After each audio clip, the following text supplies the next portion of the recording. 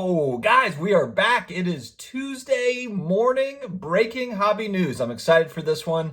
Stay tuned.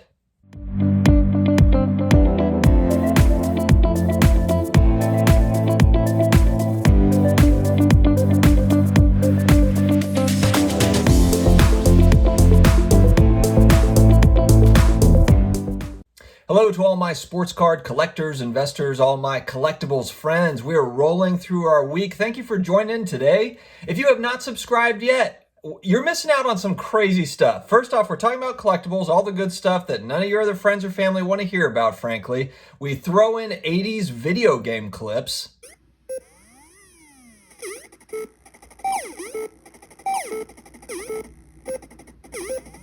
How about another one?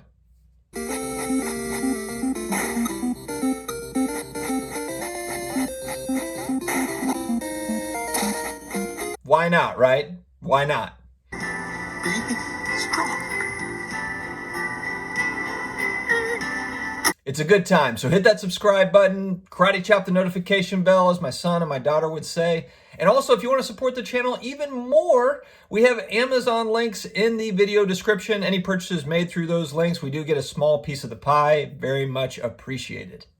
All right, we've got some fun stories today. I'm going to start off with Uncle Jimmy. Sports Collectors Daily came out with a great article here, and I'll put the link in the description, in the video description. Check them out. Sports Collectors Daily, great for sports card news, hobby news, sports memorabilia news, just good stuff all the way around. And so they came out with a story. There's this guy, Uncle Jimmy, who just passed away, I believe last year at 97, I think is what the story says.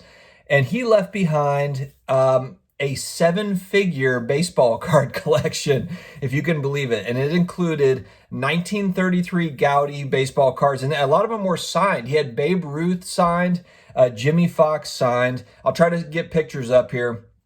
But essentially what he would do, and the reason why I think this is so cool is because this is something that I used to actually do in the 80s, early 90s for autographs. So what he would do is he would send a self-addressed stamped envelope with the cards to the players, and they would send it back, and he actually asked them if they would please write to Jimmy on the actual card. So that's kind of an interesting take. And I guess because players didn't necessarily always want to sign autographs, but because he wanted it personalized like that, they were more apt to sign it as opposed to the players thinking that it was just going to be sold or something. And so he has all these amazing autographs, Anyway, the family kind of, after he passed away, went through his house and didn't realize how large his baseball card collection was, went through it, found all this stuff, has been auctioning it off, and timing really couldn't be better with sports cards going absolutely nuts the last 2 years.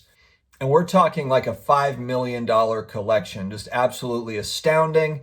I hope that I hope my uncles, Uncle John, Uncle Steve, I hope that you guys have something out there. If you have something to tell me about, your collections, ring me up. Feel free. Don't wait. Go ahead and call me whenever you'd like. All right, a recent tweet by Ken Golden of Golden Auctions, who's been having a nice little year for himself. He's got the $40 million investment. He's got everything kind of churning for himself, and he does a great job of getting out there in the media. That guy is everywhere. He takes advantage of his opportunities to get FaceTime, and there's a tweet that he had put out of him on CNBC talking about, sports cards, etc., in his auction house. And I just thought that and I'll put a picture of the tweet up. I was like, man, this would be cool to look back on 5 years, 10 years from now, because basically it's talking about Golden Auctions and, the hundreds of millions of dollars in sales that they're doing. And then also in the bottom there's also a mention of NBA Top Shot surging in sales. And it's a wild time that I'm excited to look back on it, frankly. And I'm excited to kind of see what, 5 years, 10 years down the road, 20 years down the road, are we going to look back and be like, oh, that was the start of something? Or, remember when Golden Auctions was only doing 100 million in sales and now they're doing billions a year or whatever it is? Or is it that everything cooled off, and there is no NBA Top Shot or whatever, NFTs, blah, blah, blah. That's going to be really interesting to watch. I think that because these are so new, it's kind of there's people that are looking at, digital assets as like, look, this is the new frontier. This is the internet, 2.0 or 3.0, and we're right in the beginning stages of it. there's other people on the other side of the spectrum that are like, this is nuts. It's just hyped up stuff. It's never going to last. And then there's a lot of people in the middle that are trying to figure out what exactly it is, and if maybe the answer is something in the middle. We don't really know. And that's what's kind of fun and scary and exciting and all those things about it. So, but I thought that headline was interesting because I took a picture of it and I'll post it, but it's this tweet by Ken Golden. I'm thinking like, man, that'll be really fun to look at down the road. Darren Reller, another guy that's into sports cards, he's into collectibles in general, talks a lot about it, does a lot of really good interviews, and I follow him on Twitter as well. He had a couple of good tweets I want to talk about. One of them was about the Kevin Durant BGS 9 Exquisite RPA that just sold for almost $800,000, $780,000, and there's kind of some question on this card. Kevin Durant has been so hot, like his cards have gone absolutely nuts. Over the last couple of months. I think a lot of it has to do with he's come back from his injury. He's playing well. He has sat out some games to kind of nurse an ankle, or he had a foot injury or something like that. But I mean, for the most part, it's just maintenance. He's starting to get up there in age a little bit. He's coming off the Achilles.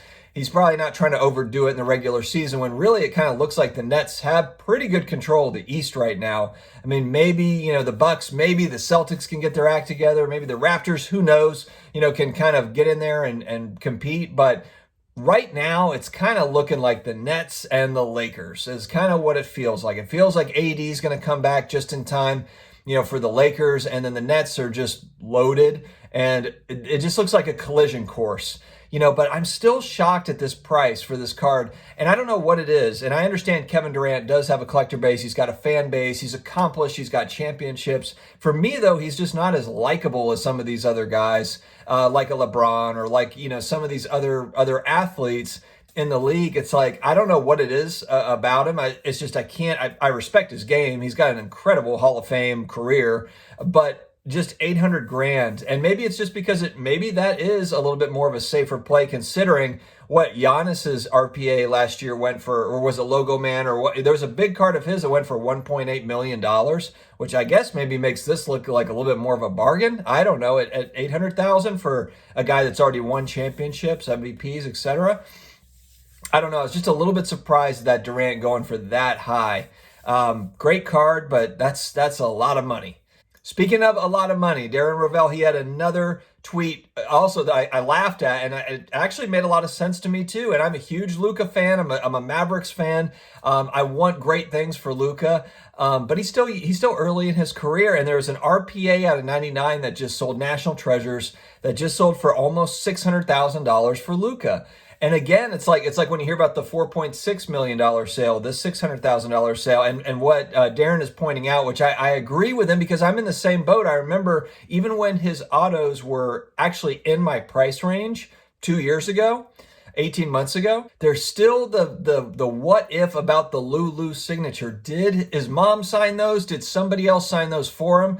There's not any proof to say that did happen, but just the question mark behind it. I mean, if you spend $600,000 on an RPA that's signed and somewhere down the line it comes out like, yeah, she did sign them, or yeah, she signed some of them, what's going to happen to that card? What's going to happen if the Lulu signature is basically just kind of wiped and like, we don't know if that's real or not, so we can't include that as like a real thing. That would be my huge concern with buying high dollar Luca autos. I would rather have a non-auto Luca card that's just rare. I don't know, a gold prism or something.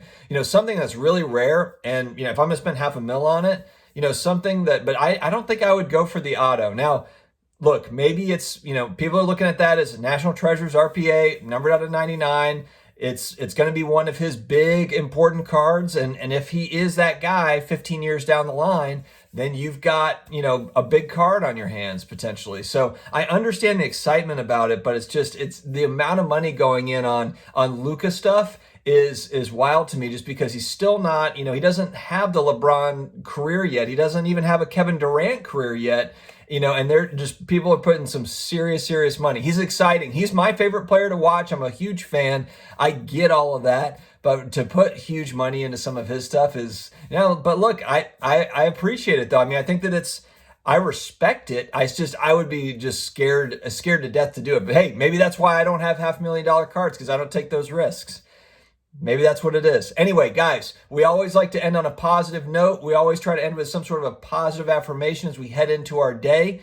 And today I want to say, I want to focus around something, and I've talked a little bit about it before, but comparing us to other people, and honestly really driving home that the only person that you are ever competing with is yourself. It's the only person you're ever competing with. All the rest of the stuff is just in your head. It's in my head too. It's human nature to make comparisons. Humans compare each other, compare situations and blah, blah, blah. And it's kind of like just a waste of mental head game space. There's just no point. There's no point. You have your life. Other people have their life, and that you can't control anything except for your own actions and your own life. So just all we can do is just narrowly focus on ourselves, building ourselves up, building up the people around us. And that's all we can do. That's all we can do, and just make the world better. Guys, have an awesome Tuesday. Stay healthy, stay close, stick together, and we will see you again tomorrow. Take care.